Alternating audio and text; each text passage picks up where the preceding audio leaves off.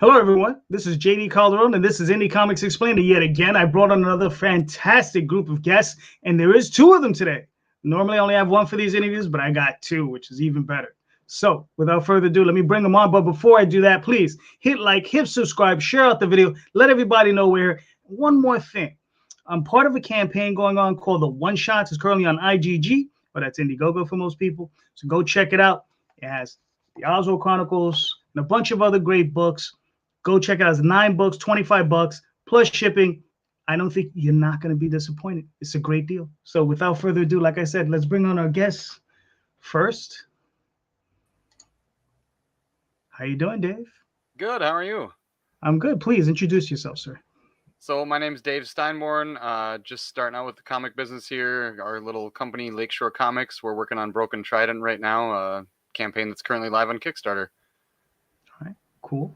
Let's bring on our other guest, Travis. How you doing, Travis? Good. How are you? Please introduce yourself.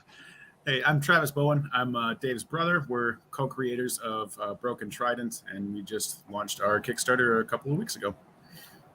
Gotcha. Now, when you say brother, like your brother, like your actual brother, your brother from another mother? Essentially that. So long story short, our mothers are sisters, and I moved in with Travis when I was 14. So essentially adopted brother. We've been together our whole lives, essentially. So. All right. Well, you're cousins. Technically, yes, but we adopted brothers. We shy away from the word cousin. Yeah, we're brothers. I got you. Okay, nothing wrong with cousins. I mean, yeah. You know, your family. Look, it's family. It's all blood. You know, you guys love each other. You guys work with one another. It's all good. All right, cool. So I'm gonna start off with this basic question. I love asking this question to everybody. So we'll start with Dave. Work our way down to Travis. Dave, what was the first comic book you ever read? Then not the first comic. Right, so we got Little Dave, not the first comic, but what was the first comic you ever read that said, you know what, I want to try my hand at that. I want to try to create comic books. What was the first comic you ever read that made you say those words or think those? Man, I mean, Travis and I were writing comics together as kids. The biggest comic that stands out in my life, well, a couple of them really, but the Jim Lee X-Men 1991, you know, the big fold-out cover. That had a big impact. Before that, I like Bishop's first appearance in X-Men is the Uncanny 281 and 282. That's kind of what got us into writing as kids, but it was pretty silly, ridiculous stuff that you're writing as kids. But what got me like really into wanting to write comics for real was I had kind of got out of comics for a little bit. And Travis, I started watching the Arrow TV show on CW, and Travis knew I liked that show so much. And he bought me a Green Arrow graphic novel. It was one of the ones by Brad Meltzer. And I started reading that, and I loved it. I didn't know much about Green Arrow as far as the comics went. And then at the end of that comic, or of that graphic novel, rather, there was a whole script that Brad Meltzer had wrote, like how to write a comic script. It wasn't like a tutorial, but it was just the actual script. And so I read the comic, read through that script, and I was like, man, I've always wanted to do this. Travis and I have been talking about this for years. This was probably, I don't know, 5 years ago. And looking at that script, I was like, we could do this, you know? So that was what really, like, pushed me towards wanting to actually write myself. And then, you know, 4 years later, I guess it was, I really started getting serious about it and contacted Travis and said, you know, I have some ideas. I knew he had some ideas, and that's kind of what pushed us into actually making this a reality. Cool. And basically, my version of that, it's really close to the same thing. The Jim Lee X-Men #1 was the first one that I read. And I mean, I was a little kid, but that's what really got me interested in doing this. And I guess as an adult, the only addendum to that would be the first 12 issues of Astonishing X-Men, because I thought that they were really, really well-written, character-driven, a little bit more, I guess, real, and you could almost feel the emotion and the energy of the characters a little bit more than maybe some of the traditional stuff that we had read when we were younger. All right, cool. So, all right, so both of you guys are writers, right? And you guys work in tandem as a team, right? Mm-hmm. So now, how do you guys break up those chores? Like, what process are you guys going through? You know, because I know there must be days where you're just like, no. Right. So we work really well together because So Travis has an English degree, and I don't. I'm in medical. Like, I work on medical equipment for a living. But I had all these ideas rolling around, and I played Dungeons and Dragons a lot, and so I was writing a lot of just story for my DMs, and I'd write my stories for my characters, and they'd be like 2 pages long, and they'd be like, man, you put a lot of thought into this. And I can just like word vomit stuff onto a page and not worry about the grammar and just throw ideas out there like crazy. And so I'm writing like a lot of the raw stuff. Like, what I write rarely does it make actually into the script. Like I write ideas, and I'll write text and what I want to be in the caption bubbles and everything. And then I'll send that to Travis, or we'll sit together and work on it, whether it's in person or online. And then he does the more fine tuning of it. So that's, I'll let Travis kind of take it from there, but that's kind of the basics. Yeah, that's essentially the meat of it. I mean, we meet together when we're first planning out the beginning of a new issue, or in this case, this first issue. We've already started planning out the second, but we'll meet and kind of go over a basic storyboard and what sequence of events we want to happen. And then Dave is the one that basically creates the raw material, and as it passes over to me, it's just a matter of refining it. So we do actually have a pretty good system as far as we're both doing something a little bit different. We both kind of know our strengths and weaknesses in the partnership. All right, cool. Hold on. We have someone in the chat. Oh, sweet. Miss Rena, hello. I'm new here. How are you doing? How you doing, Miss Rena? We're doing well.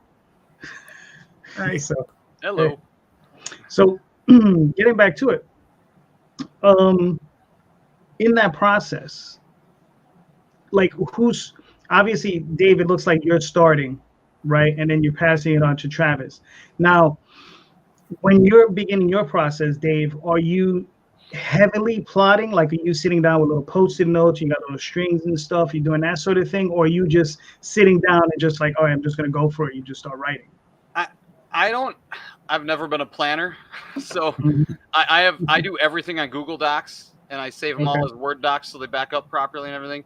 And I will literally just like, kind of like I said, just kind of as I'm thinking about it, just start typing it up. And I guess we don't storyboard traditionally. Like, I've heard a lot of people that like do kind of raw outlines and storyboards, where Travis and I will, rather than that, like, we've had many conversations on the phone where we're not even meaning to talk about the comic.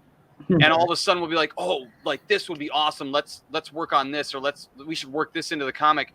And because I'm so, like, I don't really worry about the grammar, I'll just type it, and Travis will start just spitting like awesome ideas at me, and he doesn't type them up. So I'll be like, hold on.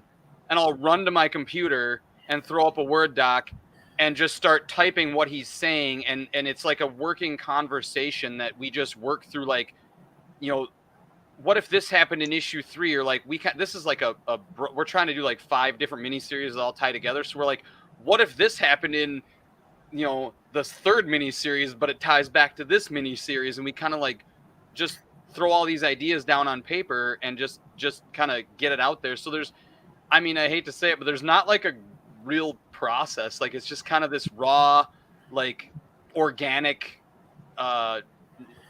knowledge dump onto these documents, and then later go and form it into where we want it, as far as which panel and which characters are involved and everything, and then that kind of goes back to Travis kind of refining it. Well, and what I was going to say on that too is, I think anybody that's ever tried to write anything, like, regardless of whether it's a comic or a novel or anything like that, some of us have a weakness where we maybe get a little bit too hung up on having something perfect come out right away. And like, for me, one of my weaknesses as a writer, if I'm doing it by myself, is I'll get caught up after a few pages, and I go back and I start editing what I was doing, and it kind of defeats my purpose because I lose my own train of thought, and I'm looking at it going, well, this isn't good enough. So working with Dave really helps, because it really helps the whole thought process. He is the one that comes out with the raw material, and then coming over to me, it's a little bit easier to edit somebody else's work and actually keep going. And then but like, I don't want Travis to sell himself short, because he comes up with a lot of these ideas too, like I said, as we're doing these brainstorming things.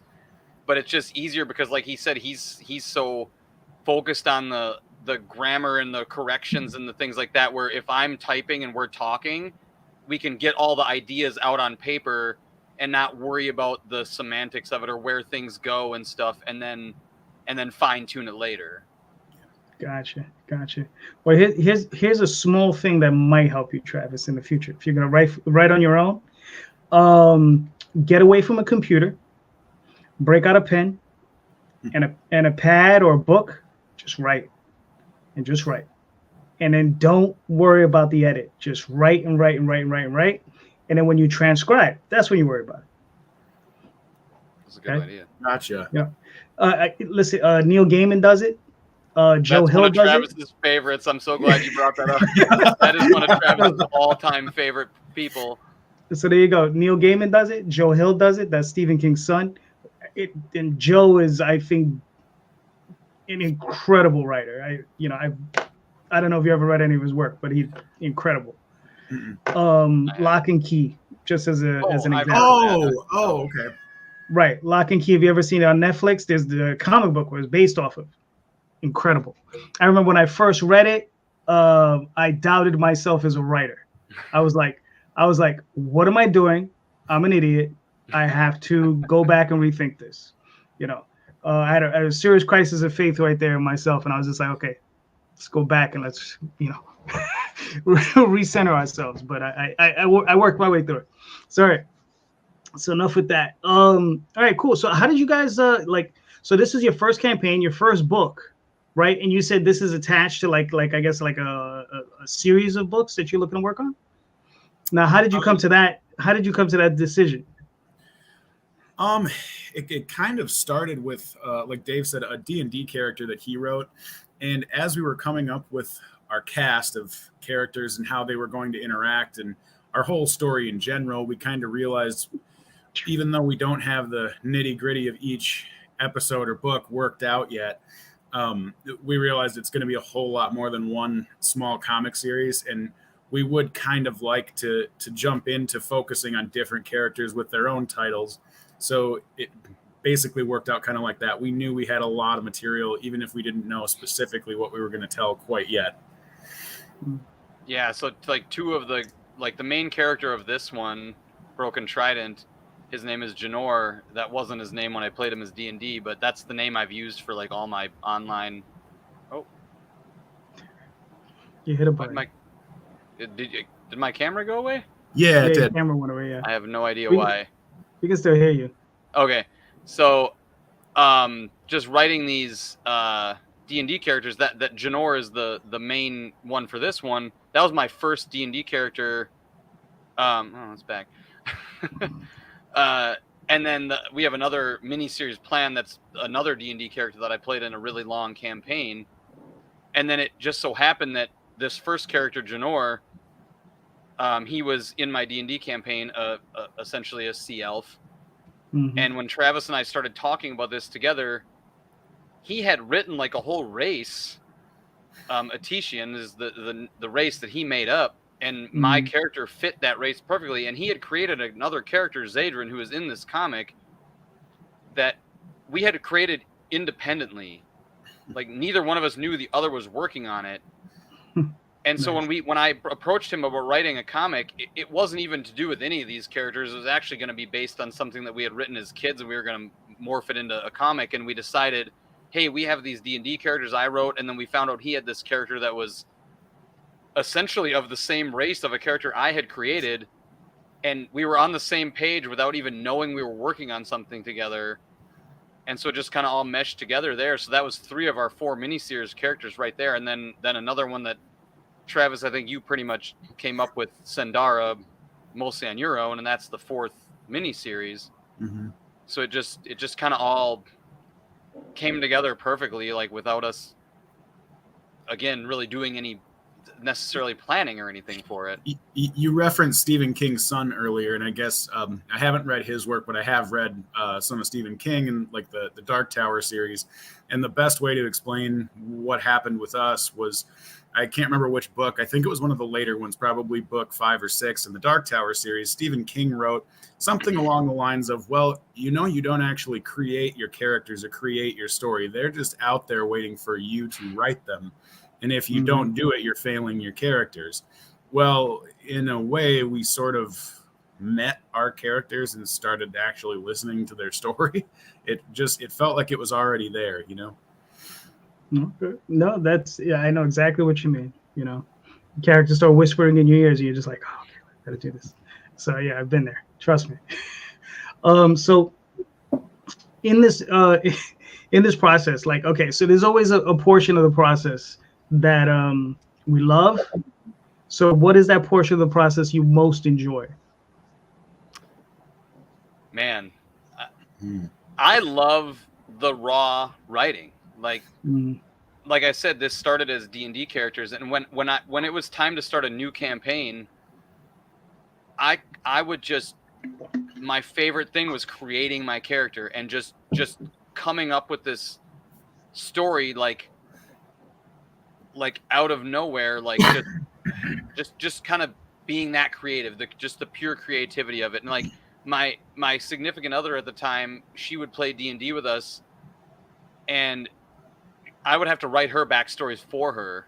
And I wouldn't put as much time into hers, I guess, but I would still put some time into it. And we would sit down at the computer, and I'd be like, okay, well, kind of ask her a few like probing questions to see what she would want.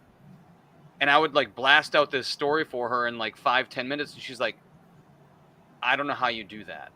Like, and that's just because I like it so much. I just love, that's just how my brain works, I guess. Like, I think of random stuff so often, whether it's to do with the comic or whatever. Just my brain's constantly like just churning creativity, I guess. Like I mean, just sometimes it ends up being nonsense, and sometimes it works out to something like this.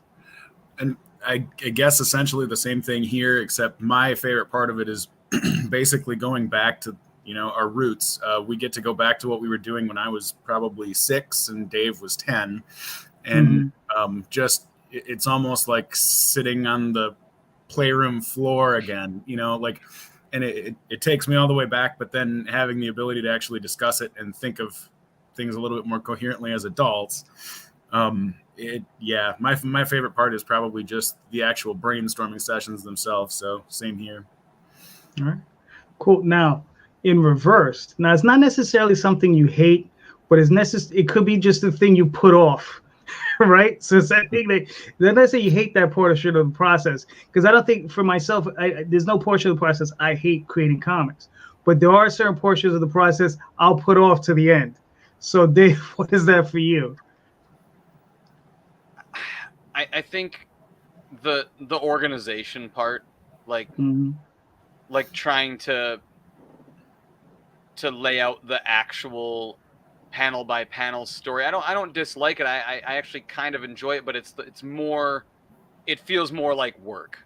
Like now I've got to really I can't be distracted. I've got to really think about this, because now it matters. Like now I've got to make sure this is a coherent story, and Travis helps a lot with that. But I as I said, I kind of write the script and then Travis essentially rewrites it. But that's probably my least favorite part, is just the work, I guess, of trying to make it in a proper layout. Like it's not as fun as this is gonna happen and then this and then it's not as exciting. It's not as glamorous or whatever as the brainstorming. The technical end, I got you. Yeah. And I guess for me, it's the editing process that I do. It's almost like it takes a certain mindset at this point. So learning how to get myself into the mindset so I can be productive at times when maybe I don't feel it quite as much as other times, learning how to train your brain to get into that mindset on its own, rather than just taking it as like a spur of the moment type thing. this first issue's taught me a lot about doing that. The beginning of it was a little bit harder to force myself into doing the actual work when it wasn't super fun, you know. All right, cool. Now, just to ask you, I'm curious. What type of formatting do you use? Do you do a full script? Are you working like full script DC style? Because there's a difference. There's Marvel style, there's DC style. So you work in DC? Yeah, I would say it's more DC style because, like I said, I learned how to script. Basically, I just copied Brad Meltzer's method from the back of that graphic novel. To be honest, like, Right. and I literally, you have panel 1, and then you write a description of panel 1, and then you've got one cap or one person's name or whatever, and you follow that down, and so it's a pretty like tight method or whatever. Like it's not I don't know what the Marvel style is specifically, but I've heard more, but I would say it's more the DC style. Gotcha. All right, cool. Well, the Marvel style it's a little bit looser. It's where basically you'll do a description of the page, and then you'll give it to the artist, and the artist will interpret it how they will, and then they'll give it back to you, and then you fill in the dialogue afterwards. Oh, okay. Yeah. I'm really glad.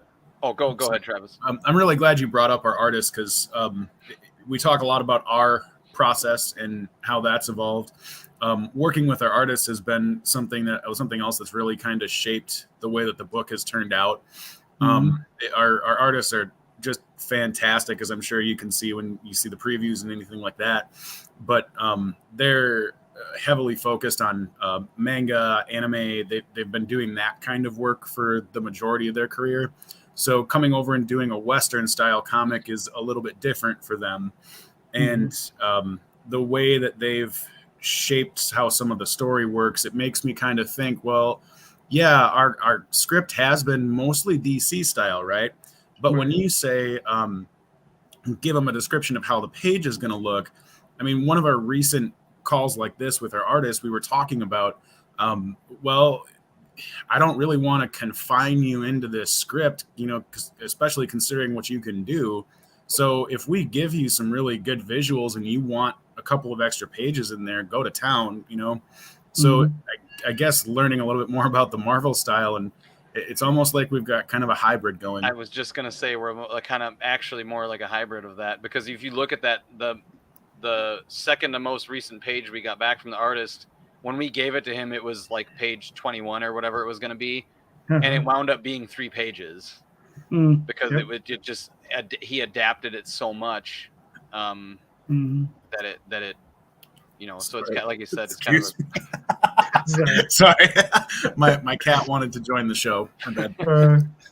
It wouldn't be the first cat to join. So. That's fine. So yeah, I was gonna ask you, like, how did you guys come across how did you meet your artists? Where did you find them? And like, what was that process like? That actually comes back to D&D as well. Before I was even doing any of the comic stuff, before I even knew I was going to write a comic, we were playing Dungeons and Dragons a lot, and sorry, it's okay. I'm sorry. Okay. And Travis wasn't part of the D&D campaigns. He knew we were playing, and he's played a little bit and stuff too. But I was playing pretty seriously. Like, if you can barely see behind me, there's a big D&D table to my left here, and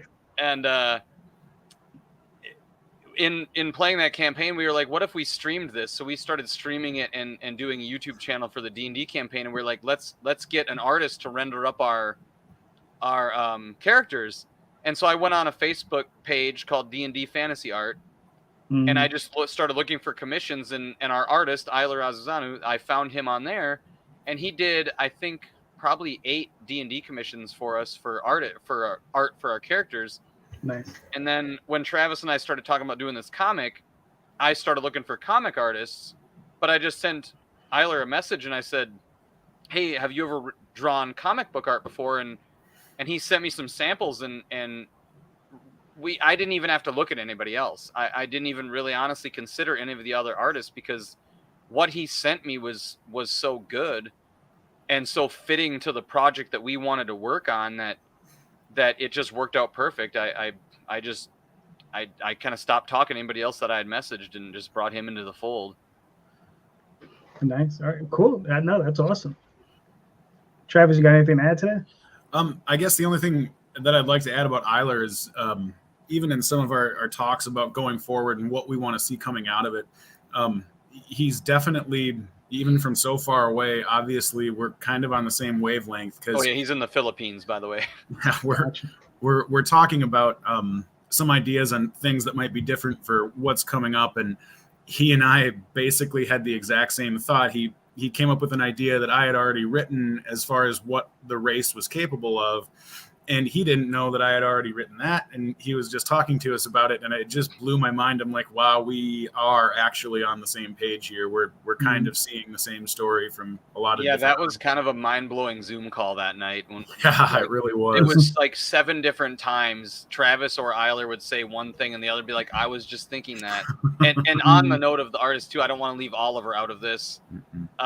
We hired Eiler, and then we wanted to kind of not necessarily like rush anything, but just wanted to speed up the process a little bit. And we asked him what that would take, and he mentioned that he had a friend named Oliver, and he said, we can up the commission, and we can up the commission a little bit, pay him a little bit more, and he'd basically hire an assistant, which was his friend and colleague that he'd worked on manga with. Nice. And so we brought Oliver into the fold as well. So they're kind of tag teaming the art, just like we're tag teaming the story. All right, cool. Hold on, let me put this up. Patrick Keller, he says, at least it wasn't your kid. So yeah, I had Patrick on a few weeks ago, and he was like, and his kid would pop in. It was fantastic. I thought it was great. Patrick kept apologizing. There was no need for it, because the thing is it was the Sunday show. It was a group panel. I said it was the least amount of F-bombs we've dropped ever. Hey, we haven't done it once yet. Wow. Yeah. Yeah, we didn't say any of that Sunday because of his son, because his son, I think, was only like 5 or 6. So we were very mindful of it. And I was like, it's great. We got to rent this kid. Have him on the show. By the way, hi, Patrick. I talk to Patrick regularly through Comics Launch. So I've backed his projects. I've got his comics sitting in the other room. Like, I'm so glad he's watching right now. We share an artist. Oh, do you? Yeah, this picture right here, this cover was done by Donnie. So yeah, oh, nice, I had Donnie do a few covers for me. Yeah, Donnie's incredible. And Patrick's mad cool. Yeah. Let me send you. So yeah, all right, cool. Let me pull up the campaign real quick. So real quick, so you have a fantastic relationship now. As far as like pacing, as far as the artist, because I know sometimes, like, what type of schedule you guys have? Do you guys are getting a couple pages a week, 3 pages a week? Like, what's your expectation? Like, what do you have contracted out? Are you doing like 1 page a week, 10 pages a week? I mean, I don't know. That's really everybody does it a little different. It's kind of morphed along as we've come here, because in the beginning it was a little bit slower. He was learning our characters and learning how the style we wanted and everything. So I mean, in the beginning, we started this last February, Travis, I think it was. It's been over a year. And the pages were real slow at first, and that wasn't any kind of knock on the artist. It was literally, we had to talk with him about it. He was like, I'm just, I'm learning what you want. I'm learning these characters. So it was a little bit slow at first, but now he's been steady pumping out, especially with Oliver helping him. 2 to 3 pages a week, I think. Yeah, something 2, like that. I'd say, is average. And that's I feel like that's a good pace. It keeps everything moving. We were like significantly ahead as far as script, and now we're like almost like, okay, we need to get him more pages. Like it's kind of it's worked out really well. There's times he'll send us a message like, hey, we need to have a Zoom call because I need to talk about this page, and that's kind of like that one that I said turned into 3 pages. But it's it's an average, to answer your question, probably an average of 2 pages a week. Okay, that's cool. Listen, we've only got a handful left to go too, so it's at this point we're starting to figure out how to send him page 1 and 2 of the second issue. Yeah, we're kind of working on that. We're hoping to get the cover for issue 2 done too soon, so we can kind of throw it in the back of book 1 here. And Nice. So I got the campaign up. You guys are well on your way to meeting your goal. I mean, you're going to be there probably in a couple of days. So yeah, okay. So if you want, do you want to talk about your levels as far as what do you got here? Yeah. So the beginner level is just the the PDF, the $5 PDF. It's literally just the PDF copy of it. And then the next 3 levels are just the 3 variant covers. That cover you have up on the screen right now is the standard cover. And then Eiler did the first variant cover. And it's a completely different art style. And we absolutely loved that art style. He actually showed us that style, as an option. We could have done the whole comic that way. Right. So when he showed us that cover, we were in love with that. So that's variant number 2. And then variant cover number 3 is our local comic shop, which shout out to Pulp Comics and Games in Mankato. The local comic shop in Mankato here, you just scrolled past Corey. He did the 3rd variant cover and takes us back to our roots as X-Men and Wolverine fans. Corey kind of surprised us with that cover. It was paying homage to Wolverine #1. Instead of the claws in front of the face, it's the trident in front of the face. Gotcha. So our local comic shop owner did that, and then Eiler touched it up to make it digital and everything. So that's our first 3 tiers, is just the cover A, cover B, cover C. Gotcha. And then I think the next tier adds the t-shirts, if I remember. And so it's basically the same thing, but add a t-shirt to each cover. And then my favorite thing is I think it's the next tier up, or then you can do the tier of all 3. You get all 3 covers, or all 3 covers with a t-shirt. But then after that, you can do what we have it labeled as like small treasure chest. Now my dog's causing problems. Scratching to the carpet. So that next tier, it adds. I've actually got them right here. I commissioned a guy to create. I don't know how well you'll be able to see this on camera, but it's Januar as a Lego minifigure. Hold on, I'm gonna pull you up. Oh, okay. Yeah, so that's it's the main character Januar as a Lego minifigure, and the guy that did this did Saber Scorpion is the website. He did a phenomenal job on this. I really like what he did here, and I have to give credit out to Rob Maltari, because he did Nightwolf Lego minifigures. That's where I got the idea for this, and I actually talked to Rob to figure out where he made his. So that's how I got in contact with Saber Scorpion to make this. So that's the next tier up, and you can do this as an add-on too. If you wanted to just back, like the standard cover for $15, you can go into the add-on menu and add on just the Lego minifigure. That's pretty awesome, man. I love that thing. Yeah, I'm in love with it. It's I work at this desk all day for my day job, and it sits right above my head, and it just makes me happy just looking at it.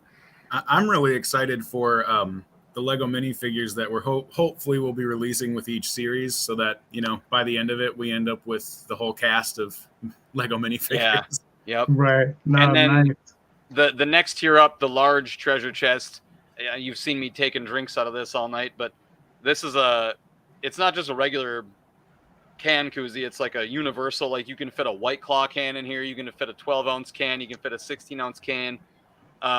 So my good friend Derek, he actually did the editing to the video. He's listed in the Kickstarter. His neighbors do this it's not for a living, but for like a side job. They etch this in here, and it's our actual Lakeshore Comics logo. And then the broken broken trident logo. So it's these like nice Frostbuddy metal can koozies, and they it's really nice. And like I said, I really like the logo etched into it. So that's what bumps up the next tier. And then the next tiers after that, we've got the digital art, the original art tiers. And we were hoping to have some original art done, but the comic took precedence, obviously. So what we did was basically we have 3 tiers available for that.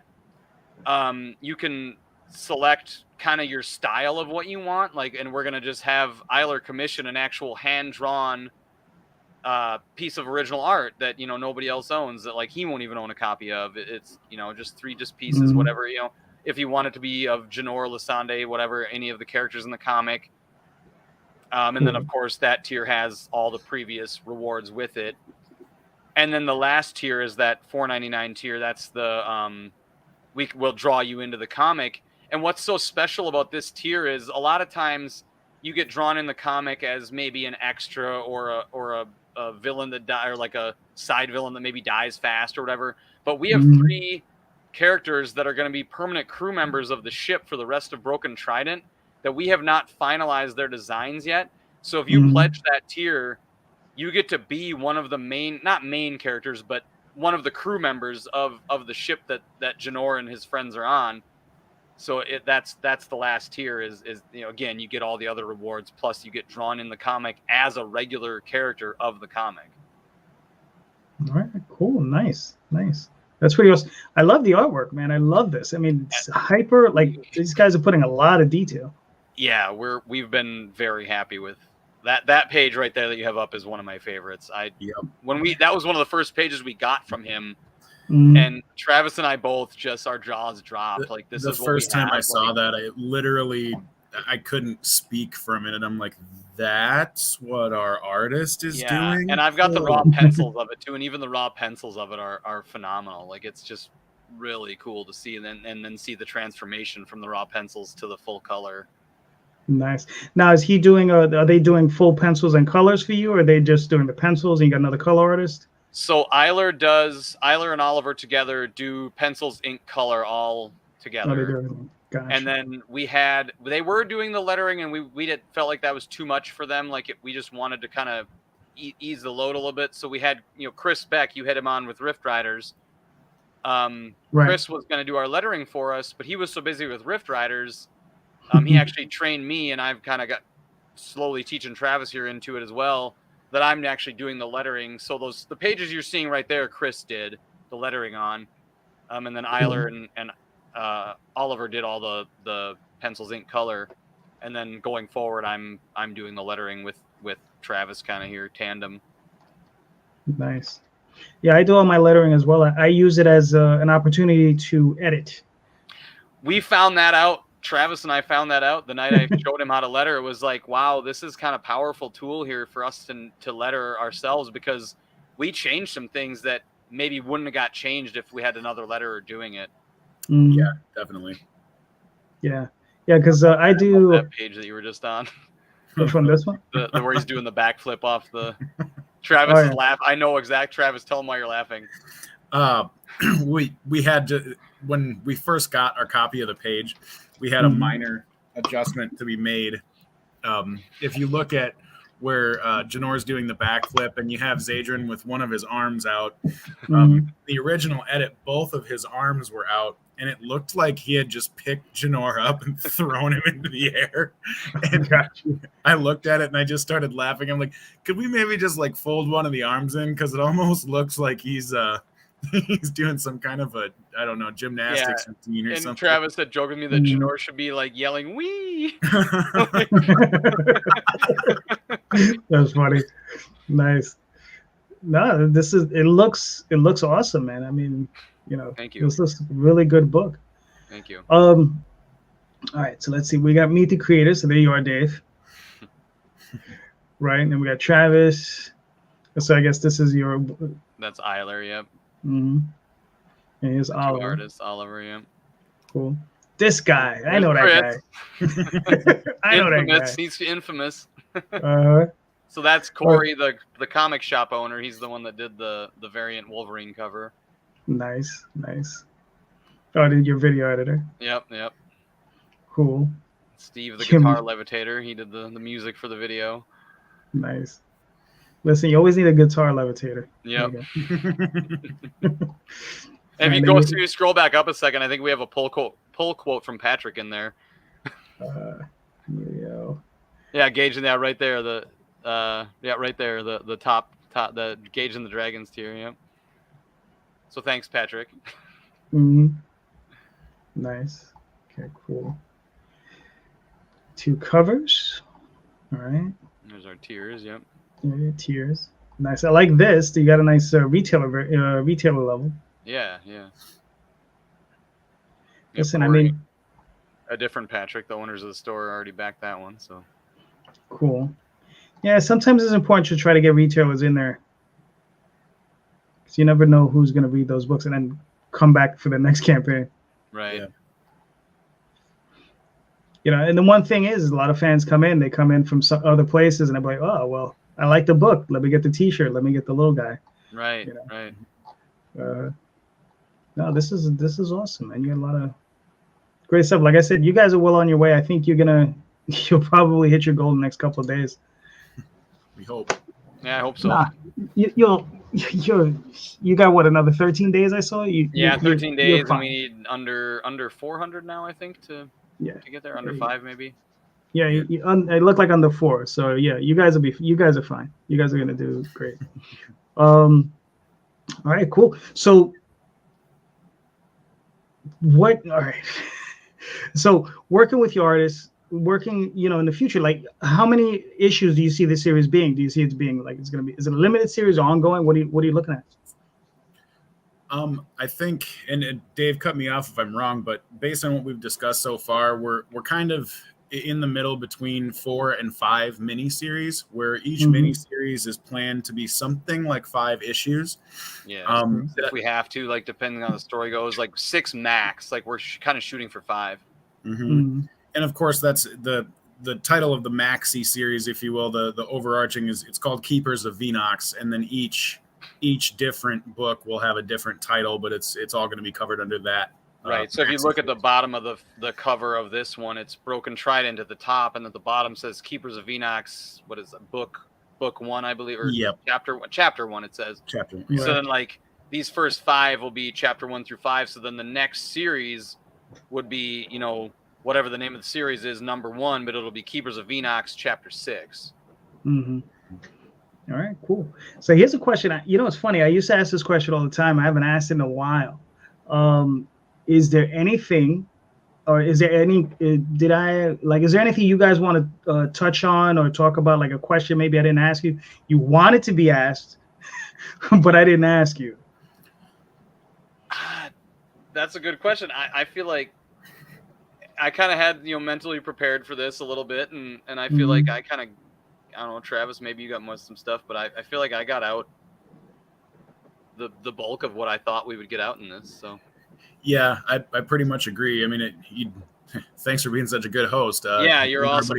A good view of the project page, and talking about the art, talking about the process, things we like and don't. Yeah, I don't have much to add here.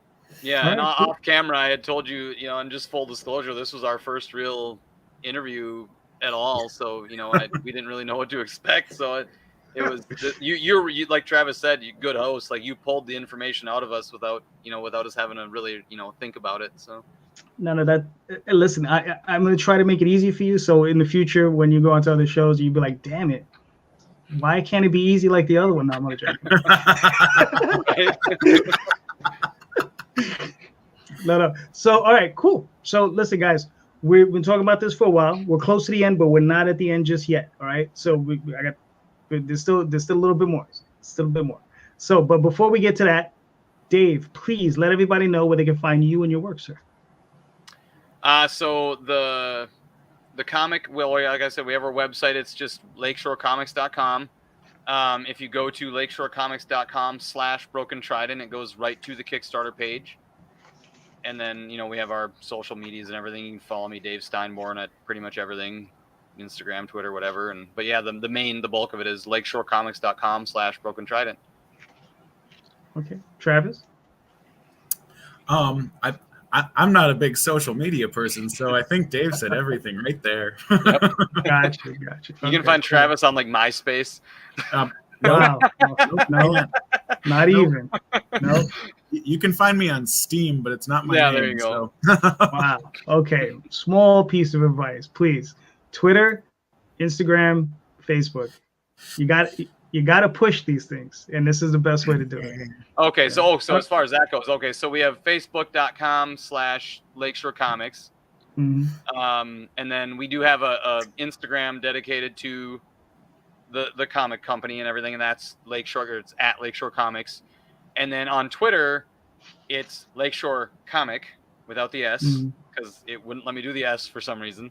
So that's our socials, is Facebook.com/Lakeshore Comics, and then there's Twitter is Lakeshore Comic, and then at Lakeshore Comics on Instagram. Gotcha. Okay. I think I know I put the campaign in the show notes, And I believe I put at least one of those in the show notes. So if anybody wants to find everybody, just go to the show notes, click on those links, back the book. It looks awesome. So, I got one last question for you before we move on to the goofy ones. What was this is your first campaign? What was your biggest takeaway from it? Like, what's the biggest lesson you've gotten so far? Oh man, that's a good question. That there's a lot more work that goes into a Kickstarter campaign than I ever would have imagined. Like, I love it. I love every minute of it. But honestly, I mean, really, JD, you're part of Comics Launch, right? Yes.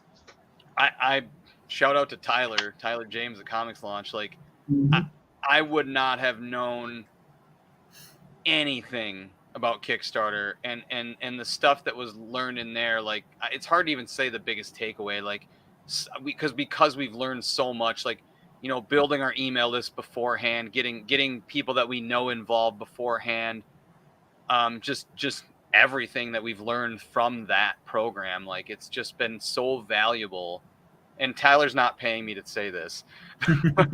I mean it from the bottom of my heart. Like, I've told Travis, I'm like, because when I told him that we were going to join this, and I just paid it without even really asking Travis to join the program, and it's a chunk of money. It's not expensive, but it's a bit of money, and it was well worth it. I mean, just the knowledge, the group of people you meet, like, everything that we took away from that was just excellent. Like, I mean, that's my biggest takeaway, is just the work that goes into it, and the lack of knowledge I would have had. We would have failed Kickstarter, like, without a doubt. Like, I would not have known any of the stuff to make this a success without having been in that program. So, and I guess my biggest takeaway has been just a little bit simpler than all that. It's been just have confidence. Like, if you have an idea and you think you can do something, you actually can. Just carry it through, take all the steps, learn how to do it,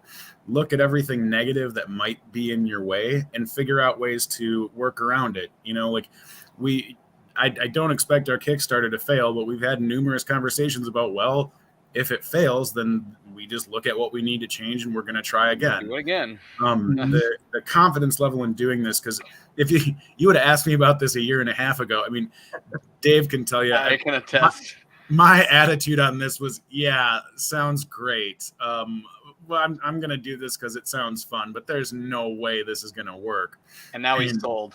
Man, what a fool I was. So if there's anybody watching this that maybe doesn't feel confident or doesn't feel like they could do it, yeah, you can. You can. All right, cool. Nice. All right, good. I like it. Now, on to the goofy questions. So, I'm looking forward to this. All right. So, I'm going to ask the question, and then each of you are going to answer independently. So, Dave, if you had a choice of any artist, right, living or dead, don't worry about budget, that you could get to do a guest cover for you, who would you get? Neil Adams, without a doubt. Okay. I met him at a Comic-Con. Coolest guy. I went and bought a Green Arrow. I love Green Arrow, as I said before. Went and bought a Green Arrow comic. Had it signed by him, had CGC watch him sign it. And not to sidetrack too much, but to prove how cool of a guy he is. So if you've ever been to a Comic-Con and had a comic book signed, CGC has to witness the signature. Yeah. And Neil Adams signed it before they got there. And CGC walked up and they were like, and I'm not trying to badmouth CGC. I love them. I've got a lot of comics created, but they walked up and they said, well, you didn't sign that in front of us. And he was like, I'm Neil Adams. I signed that comic. Like, he was just so abrupt with them. I just loved his attitude. And then to watch him, like, he's pretty confident, but he's also pretty humble. Like, he does his own booth. Like, I believe, Neil Adams, if you're watching, correct me if I'm wrong, but I'm pretty sure it was him and his wife. Right. They put up the booth together and took it down together. Like, and I'm such a nerd. I was there in a CW Arrow season 4 no sleeve Green Arrow costume, full leather. Like, I'm just this dorky guy. Like, oh, Neil Adams. Like, and he probably hears a lot about Batman in his early like X-Men days. But I'm like, dude, you changed Green Arrow for forever. Like, and he was just like, yeah, I did that. Like, he was just so like just such a cool guy, and I love his artwork, the Green Arrow, Green Lantern stuff he did and everything. So absolutely, without a doubt, Neil Adams. All right, cool. If you ever come to New York City, you can go up to Continuity Studios, right? And they'll give you a free tour of the office. That's his company, his office. Oh, okay. And it is incredible. We probably 6 months, maybe a year before the pandemic. And we went up there and they walked us around, and it was incredible. You get to see a lot because they have a lot of the artwork on the walls, and you get to see his stuff. Dave. I don't know what's going on with my camera tonight. You must have a hotkey set up or something. I didn't even touch anything. I hit start cam and it didn't start this time. Yeah, that's weird. So Travis, who would you choose to do?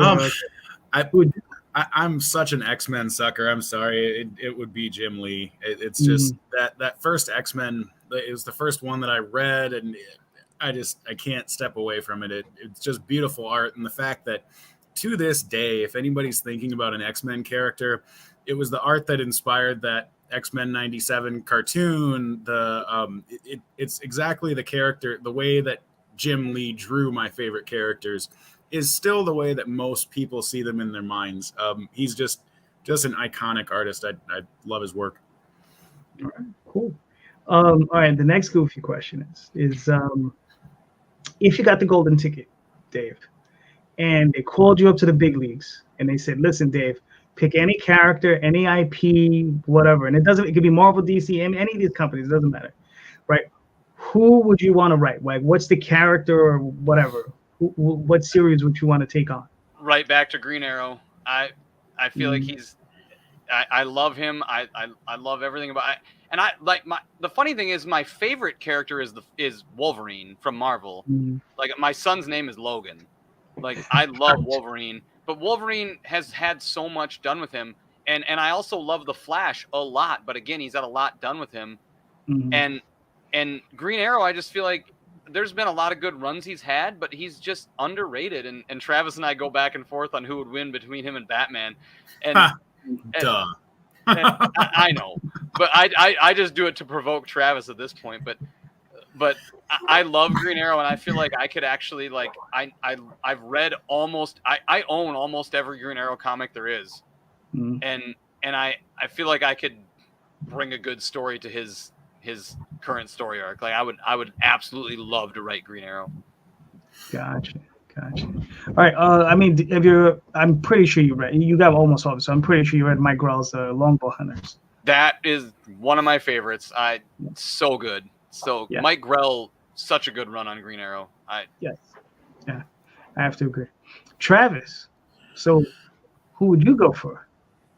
Well, I have two different answers, and they're a little bit different. But the first one, I'm currently kind of in the middle of Neil Gaiman's Sandman. So okay. I don't know. I've had some spoilers, but I'm trying to avoid them. I don't know how it all plays out in the end, but I absolutely love that work. It being able to write something like that would be definitely way up there on my list. And the only other, this is a little bit different, but Shadowcat from X-Men, Kitty Pryde. I think her story, she was always kind of the character that made the readers really relate to what it would be like to join the team. You know, like when she came in the 70s, and it was she was young and the rest of them had experience, and she was kind of getting to know, the works of it all. I feel like Shadowcat would have a really interesting solo series, and I'd love to write something like that. Cool. I was saying for the Sandman stuff, I was saying they all die at the end. I'm just joking. Right.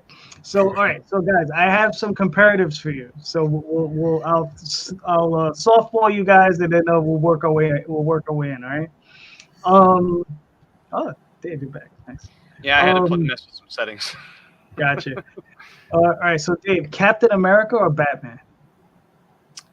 Like who would win in a fight, or who would I read more? It's up to you.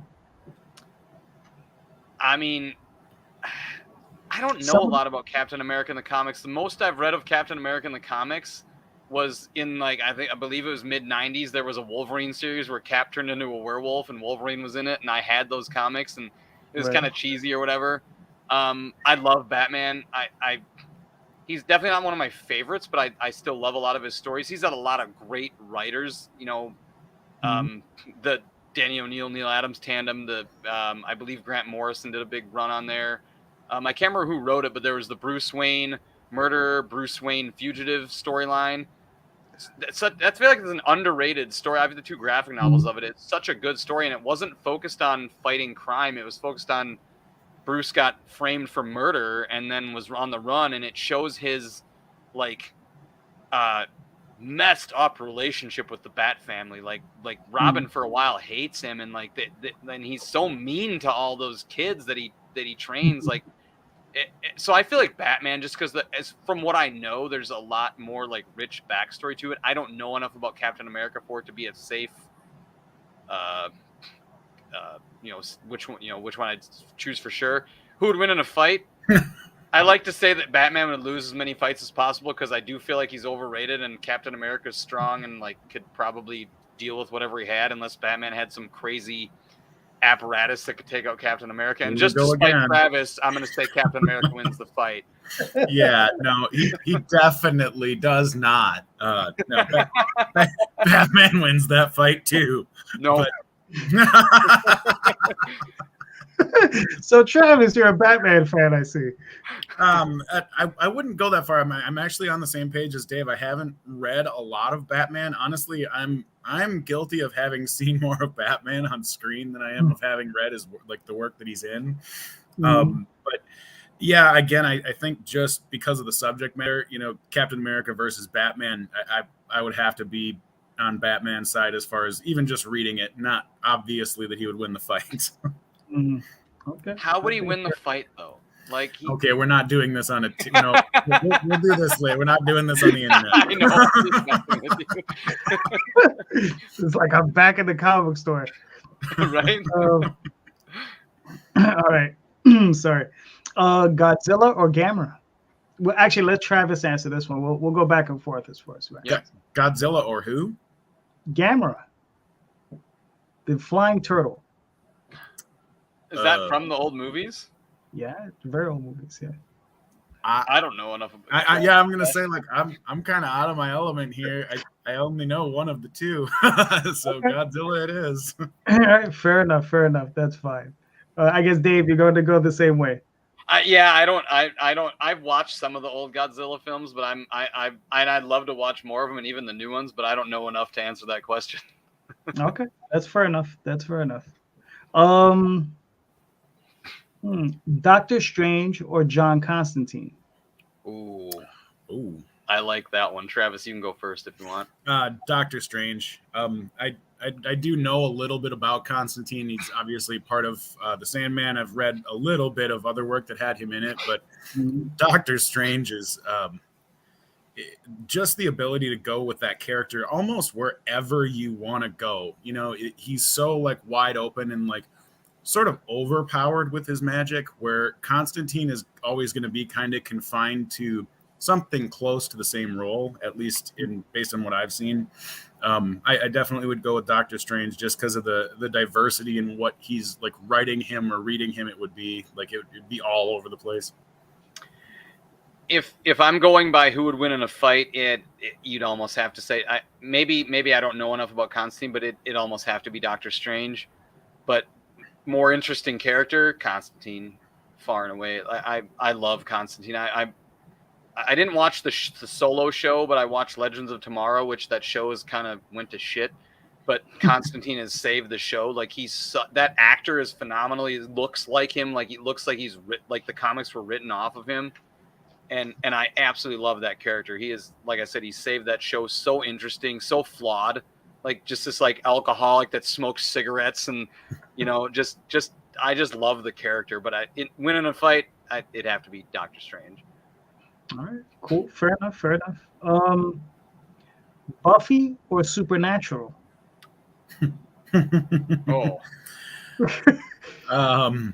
Supernatural by default.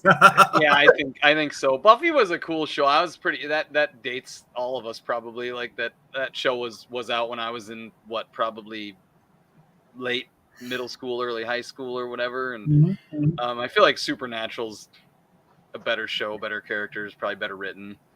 Okay. Fair enough. Lord of the Rings or Star Wars? Oh, Star Wars. For me, Star Wars hands down. No, don't do this to me. Don't do this to me. I mean, you can see Darth Vader behind me. I don't even care about the new series, but there's Kylo Ren. If I could turn my camera around, there's Star Wars Black Series action figures all over this wall. I like Lord of the Rings, but Star Wars hands down for me. I'm sorry. I guess I hate that I'm gonna say this because Star Wars is a huge part of my life and I love it to death. But Lord of the Rings, it's just the writing's way better. The acting on screen was way better.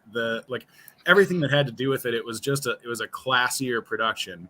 And it makes me think of this meme that I just sent to a friend the other day, because we're always talking about this exact subject.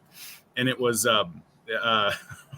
Aragorn standing there saying, "So how many Emmys did you win? It was Emmys or Oscars for some reason I can never keep Oscar, I think Emmys TV. Yeah, there we go. Yeah. And then there's Hayden Christensen crying. So Lord of the Rings for me.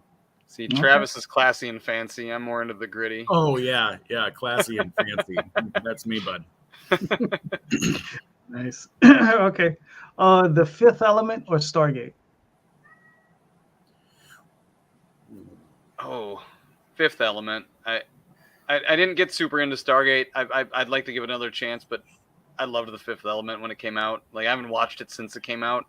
Another one that dates me. I was in high school when that came out, but I loved that movie.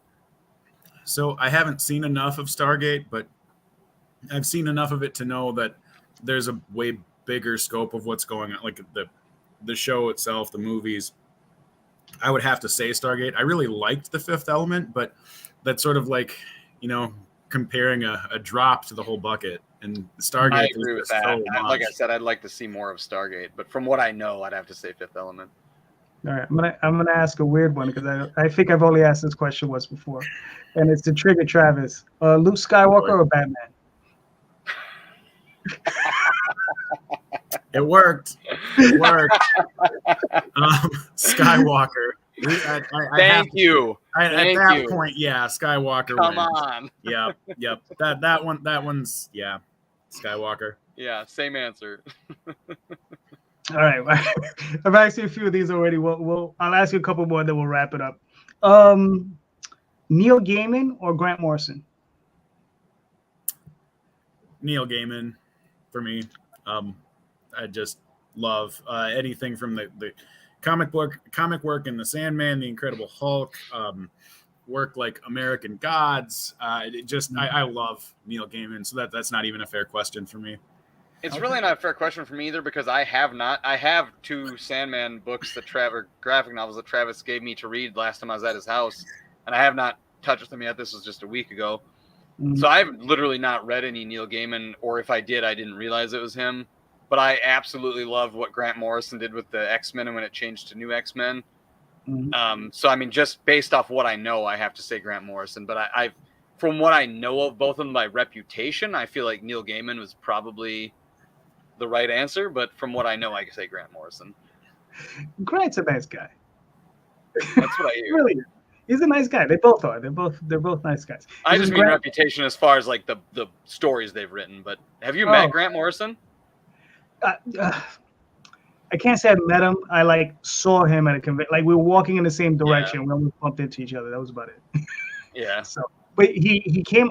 He looked like, if you've ever seen, he looked like Spider Jerusalem. He looked like one of his comic book characters. I can see that. Yeah, he came out. He had pictures of him. So yeah, he had a full white suit. He looked very, very I'm a star, that type of thing. Right. All right, here we go. Frank Miller or Alan Moore? Oh, that's a tough one. Alan Moore was Killing Joke, right? Yeah.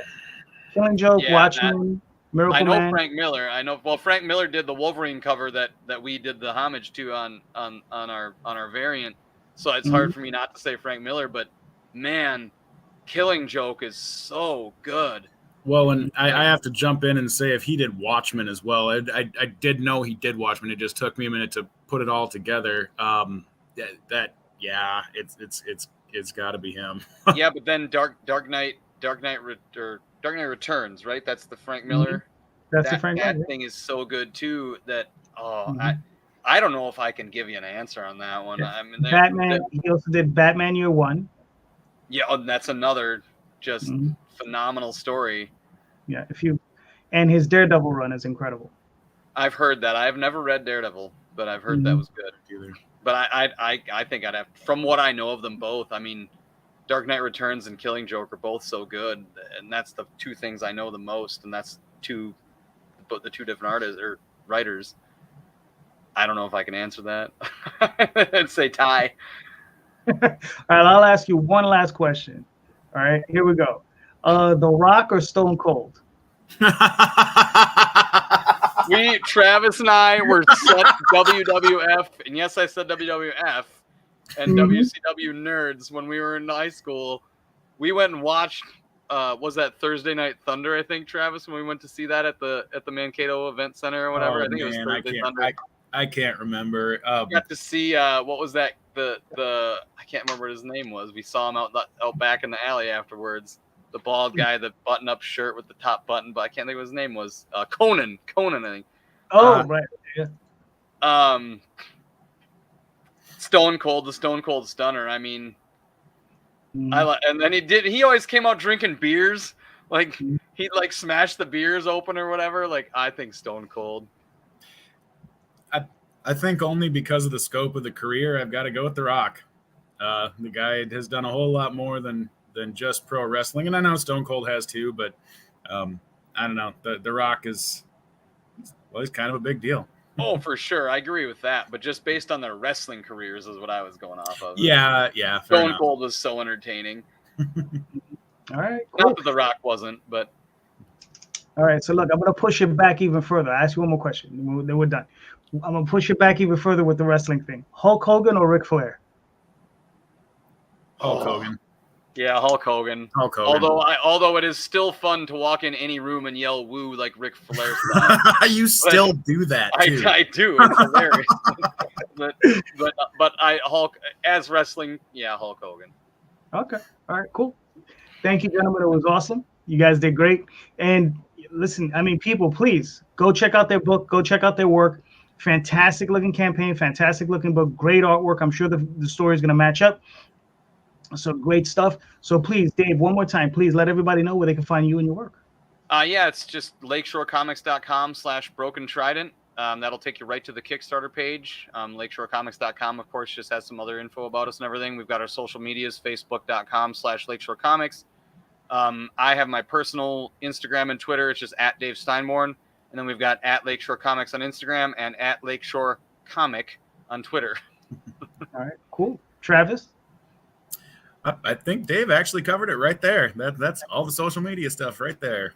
All right. All right. So thank you so much, everybody, for being here. I'll see you guys all soon.